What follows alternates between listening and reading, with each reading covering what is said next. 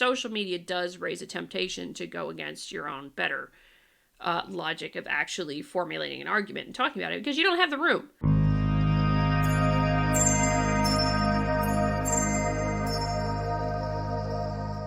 You know, it's not every day I find something I very much agree with science, because you all know that I've had my disagreements with science in the last couple of years.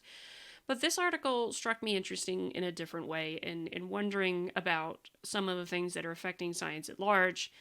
And it has to do with the chronic growing pains of communicating science online. A lot of scientists have, and you've seen it with some prominent figures like Katherine Hayhoe or Michael Mann or Bjorn Lomborg or others, or Robert Malone even, who have moved into communicating online via Twitter and YouTube and Substack and a whole myriad of other things. And so this article caught my attention because of some of the things I think they hit and some of the things I think they inadvertently hit, which I think are important to the issues surrounding viewpoint diversity and the like now. So let us read a little bit and I will give my commentary on top of it. Almost a decade ago, we wrote, quote, "Without applied research on how best to communicate science online, we risk creating a future where dynamics of online communication systems have a stronger impact on public views about science than the specific research that we as scientists are trying to communicate." Since then, the footprint of subscription-based news content has slowly shrunk. Meanwhile, micro-targeted information increasingly dominates social media, curated and prioritized by algorithmically on the basis of audience demographics, an abundance of digital trace data, and other consumer information. Partly as a result, hyperpolarized public attitudes on issues such as COVID-19 vaccines or climate change emerge and grow in separate echo chambers. Scientists have been slow to adapt to a shift in power in the science information ecosystem, changes that are not likely to reverse. The business as usual response to this challenge from many parts of the scientific community, especially in science, technology, engineering, and mathematics fields, has been frustrating to those who conduct research on science communication. Many scientists turned communicators continue to see online communication environments mostly as tools for resolving information asymmetries between experts and lay audiences. As a result, they blog, tweet, and post podcasts and videos to promote public understanding and excitement about science. To be fair, this has been driven most recently by a demand from policymakers and from audiences interested in policy and decision-relevant science during the COVID-19 pandemic. I would actually argue this has been going on sooner than that, because of the phenomenon of actionable science that has started to come up in the last few years. And there's a video on this channel about actionable science that I encourage you to go watch. But the other thing here is that they're not wrong in that scientists have been really slow to adapt to that kind of communication that we now find ourselves in with Twitter, Facebook, TikTok, Instagram, Substack, Locals, a whole range of things where you can get your information. And sometimes it is crappy information, sometimes it's not. It's, for the record, it is not the social media giant's job, nor it is the government's job to determine what is truthful. That is up to the individual person. They are supposed to be doing that. And it's up to the individual scientist, really, with respect to their research. The other fascinating thing about this, though, is, what does it do with respect? What has social media done to scientists and the cultural normative kind of principles of science and scientific practice is a question that I have not really seen how that answered too much. And that's kind of what prompted me when I was thinking about this particular video, is that, we haven't really looked at what's happened, and yet there's some interesting things that one could observe having happened with science and technology and what have you. And that I find fascinating, that it could be that. Subscription-based news content has slowly shrunk. I don't know that I necessarily agree with that. We might have a very big difference between subscription-based news content slowly shrinking, but also there's other subscription-based content that has grown very, very quickly. Locals is a prime example of that, actually, with how quickly they've grown in the last few years. Last year and a half, 2 years, 2 years, yeah, in the last 2 years in particular, how quickly Locals has grown.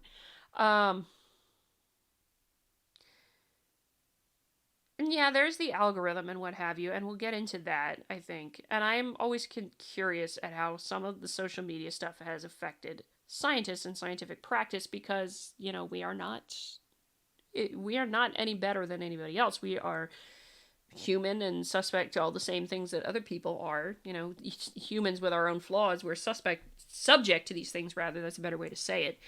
Um, so yeah, we blog, tweet, and promote videos, and yeah, actually, that is a good thing. Scientists should be, promoting their public understanding and excitement about science. To be fair, most recently by demand from policymakers and from audiences interested in policy and decision relevant science during COVID-19 pandemic. And again, I don't think it's just the COVID-19 pandemic. That is a recent reason why there has been drive for that. And they kind of acknowledge it, but like in my field with actionable science, there's a drive for that kind of policy relevant information because actionable science as a concept promotes the idea that, your research should be to answer specific questions that are useful and necessary and decision makers need to know about. And so there is those kinds of aspects here. And I find that fascinating here. So let's continue. Unfortunately, social science research suggests that rapidly evolving online information ecologies are likely to be minimally responsive to scientists who upload content, however engaging it may seem to TikTok or YouTube. In highly contested national and global information environments, the scientific community is just one of many voices competing for attention and public buy-in about a range of issues, from COVID-19 to artificial intelligence to genetic engineering, amongst other topics. This competition for public attention has produced at least 3 urgent lessons that the scientific community must face as online information environments rapidly displace traditional mainstream media. One of the reasons that I am doing this channel, one of the reasons I founded this channel, and the locals community that goes with it, is because this is going to change. I think there still very much will be the traditional submission for peer review and reviews and things like that of everything on paper.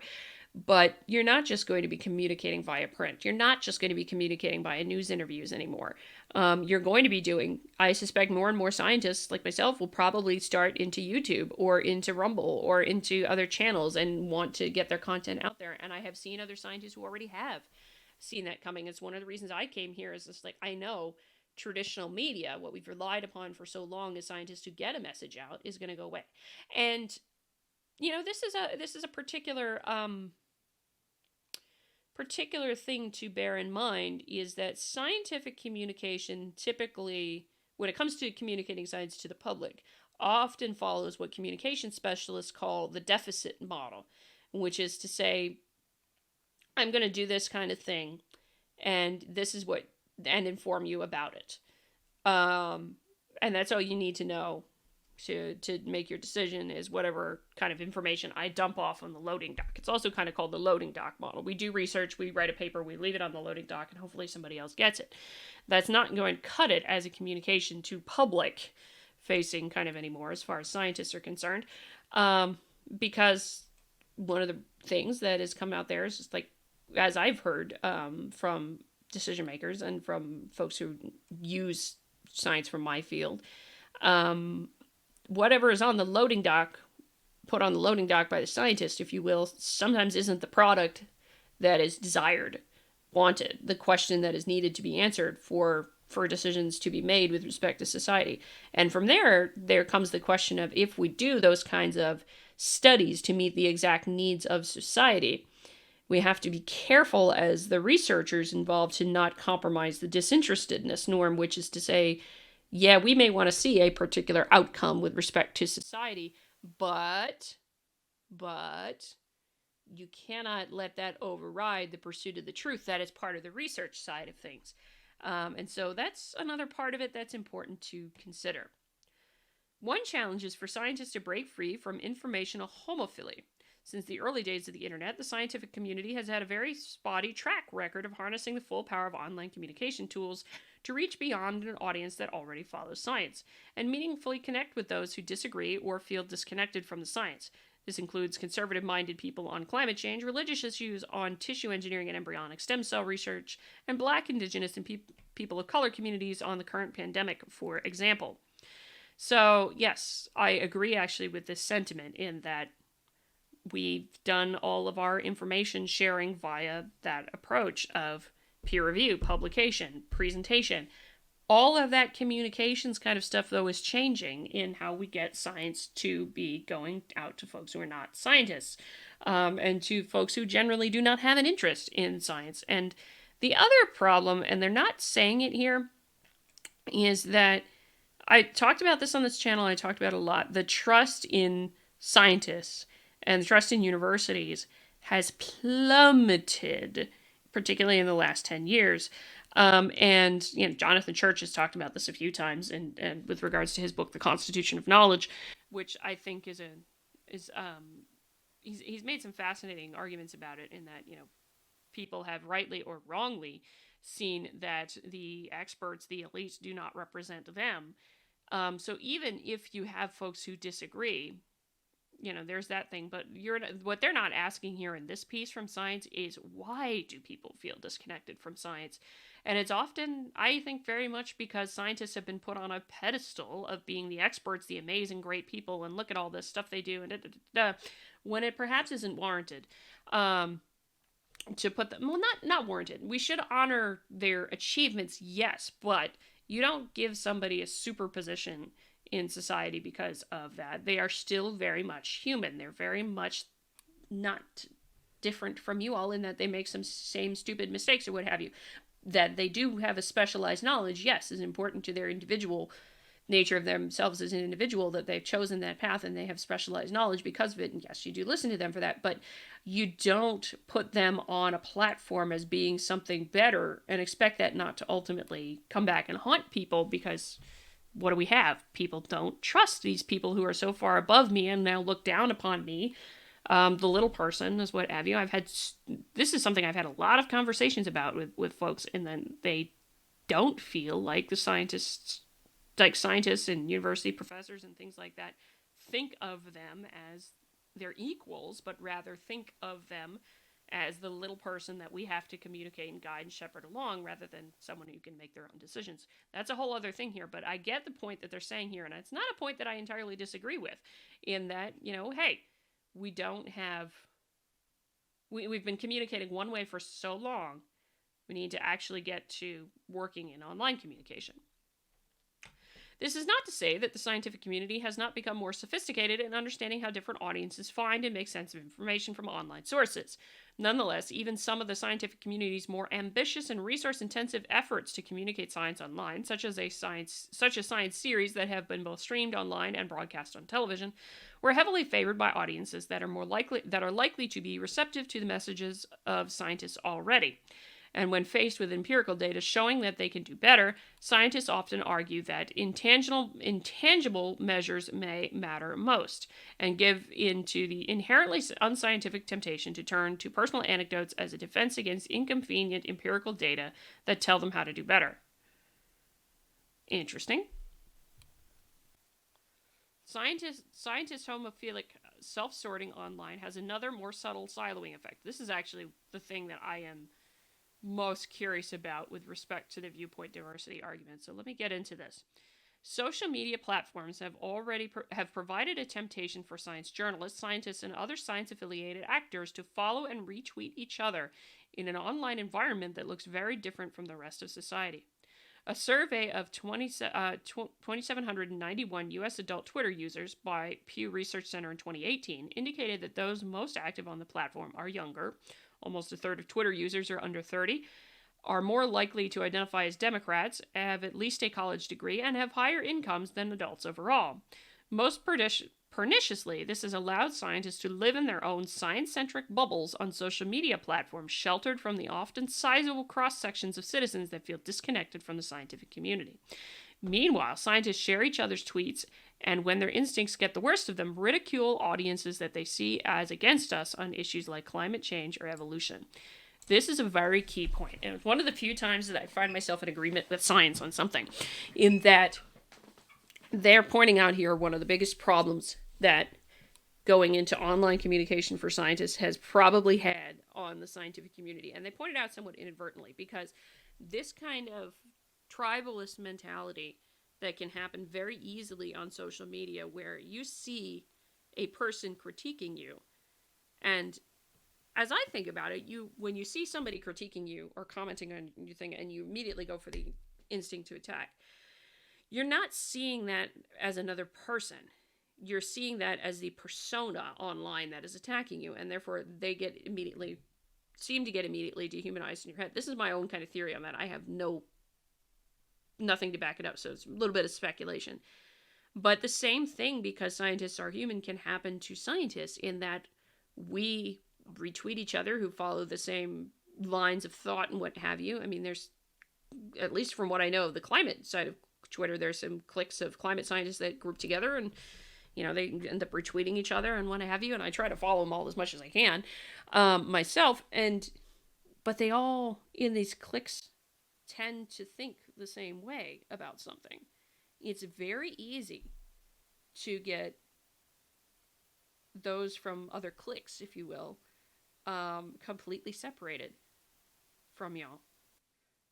Completely separated from the broader community of scientific knowledge. And that is not how science was meant to be done, because you are supposed to be looking at the whole body of knowledge. You are supposed to be critiquing everything under organized skepticism, and you are supposed to be evaluating things based upon the merit, not based upon your personal beliefs about a person, or on any of the other kinds of things that don't matter beyond the merit of the work. And so, do you get these sort of groupthink bubbles of scientists promoted by Twitter, promoted by being on social media, where it is very easy to block people who are, not of the same mind that you are? So I do wonder about that. Did that prompt there being the groupthink, or did it aid it, at least? Because that's something that I do think does not help promote viewpoint diversity in STEM, in science more broadly, is being able to just shut up and not listen to somebody because all you gotta do is click the button that says block. So how much are scientists themselves being stuck into a groupthink sort of mindset? That this is what the truth is, when that's not necessarily true, and ignoring your own principles, and particularly after many scientists of my generation and younger have never been taught the normative principles of science. Like I said, I found them myself and figured out, well, this makes a heck of a lot of sense, and now I understand it.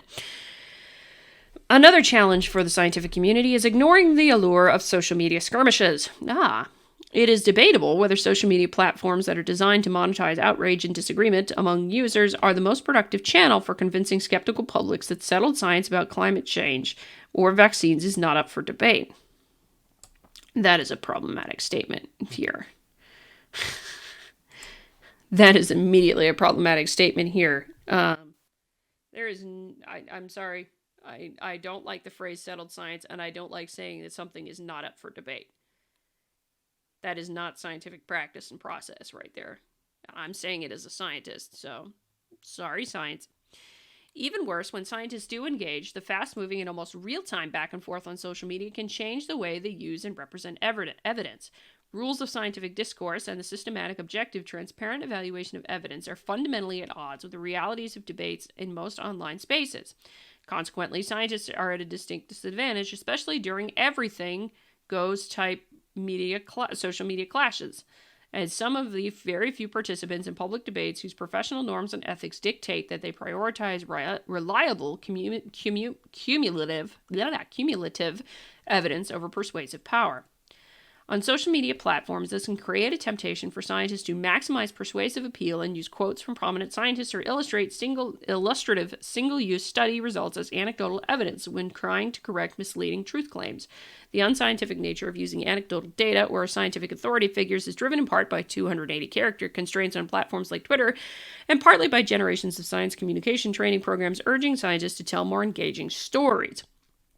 Unfortunately, this arms race over the most effective narratives has its risks. Decades of communication research indicate that anecdotal accounts on social media of breakthrough severe acute respiratory syndrome, coronavirus 2, SARS-CoV-2 infections, or severe adverse reactions to COVID-19 vaccines, regardless of how rare both are, will be imprinted on people's memories much more effectively than pages of sound statistical data documenting herd immunity. Yeah, I actually very much agree with this last kind of thing. People do remember the emotional and the anecdotal a fair bit better, but that doesn't make it right. It's an ease of wanting to go into it and, appealing to authority. That's the appeal to authority fallacy. That's a logical fallacy that scientists shouldn't be getting into.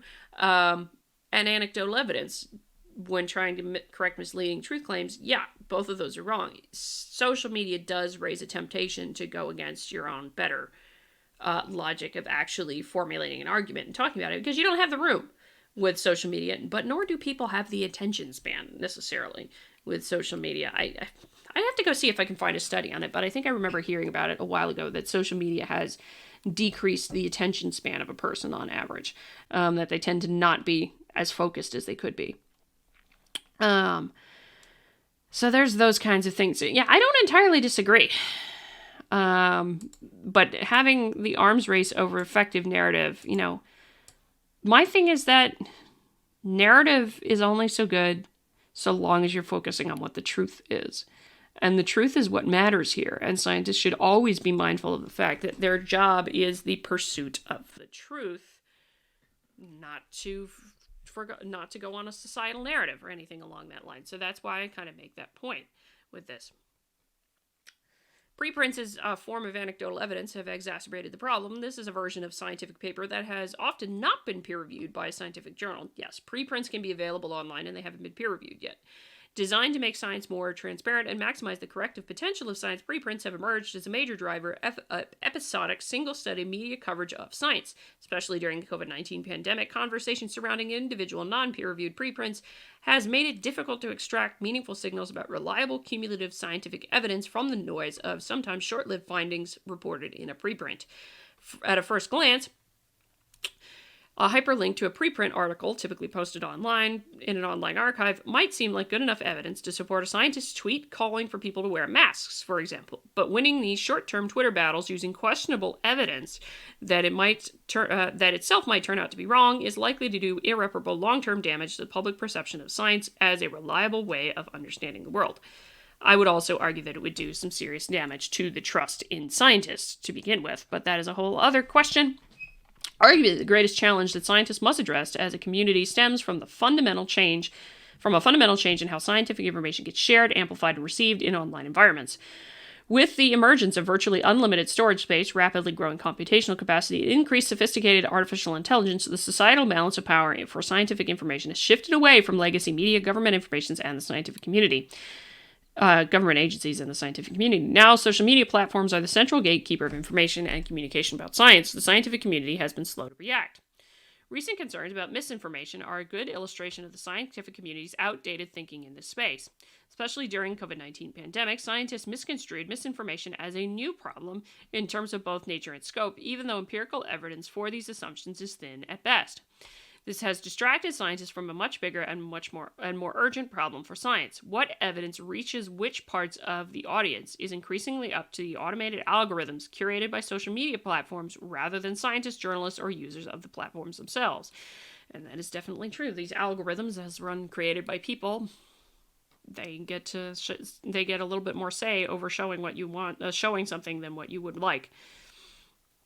Algorithms that select and tailor content based on audience members' social context, personal preferences, and a host of digital trace data increasingly determine what scientific information an individual is likely to receive in Google searches, Facebook feeds, and Netflix recommendations. For audiences that engage less with credible scientific content, artificial intelligence, if left unchecked, might eventually slow the stream of reliable information about COVID-19 to a trickle, drowning it out by a surplus of online noise.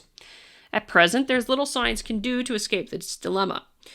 The same profit-driven algorithmic tools that bring science-friendly and curious followers to scientists' Twitter feeds and YouTube channels will increasingly disconnect scientists from the audiences that they need to connect with most urgently. Moving forward, conquering this challenge will require partnerships among the scientific community, social media platforms, and democratic institutions. Scientific login and access to information are two of the main foundations of enlightened democracies. Distortions to any part of this delicate relationship will inevitably lead to the downfall of the whole system. This also means that it is far too late for band-aid solutions. Of course, the scientific community can try to increase scientific literacy among the electorate.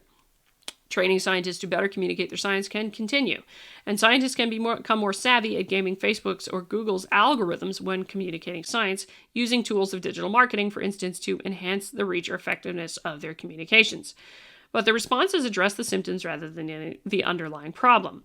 The cause is a tectonic shift in the balance of power in science information ecologies. Social media platforms and their underlying algorithms are designed to outperform the ability of science audiences to sift through rapidly growing information streams and to capitalize on their emotional and cognitive weaknesses in doing so. No one should be surprised when this happens. When world chess champion Garry Kasparov lost to Big Blue, a supercomputer solely designed by IBM to beat him, no one called for better training for the next generation of chess players, for developing strategies to outsmart supercomputers at chess, or for blaming Kasparov for not understanding what the machine was up to. Everyone realized that this was a new age for chess and for computing, with no turning back of the clock. The same understanding is here now for scientists. It is a new age for informing public debates with facts and evidence, and some realities have changed for good. And I actually do very much agree with that last statement. The communications game has definitely changed, in that it's one of the reasons why I'm here doing a YouTube channel talking about issues in science is that it's got to move to be more media-related friendly. And I think, some of the things I'm doing, like the Thursday evening review, which tonight will be on critical climate justice, is one of the reasons why we have these kinds of things. We need to shift. I don't think the peer review and the communication with journal articles and things like that will go away. But scientists have to be thinking about it much more carefully what goes here. But one thing I will say is it sure as hell is not social media's job to determine what is misinformation and provide the most reliable, because if they're the ones determining what is the truth, that is a problem, because they can then take control of a lot of things in society. And I don't think that's a good thing either. So let me know what you think. What do you think about science communication with online communications related things? I think it's caused a lot of problems actually with respect to the groupthink issue in science, but that's a whole other thing. Till next time, if you like this video, hit the like button on the way out the door. Subscribe to the channel, comment on the video, share the video, all that good jazz, and don't forget to come on over to join us on Locals for fun things going on over there in the community, and very many fun things coming up near soon. Saturday, I'm scheduling it. It will be the first ever live stream for this channel, and I hope you will join us because it's going to be on masking of musicians, actually, is related to COVID-19. But that's it for now. Until next time, I hope you all stay curious, my friends.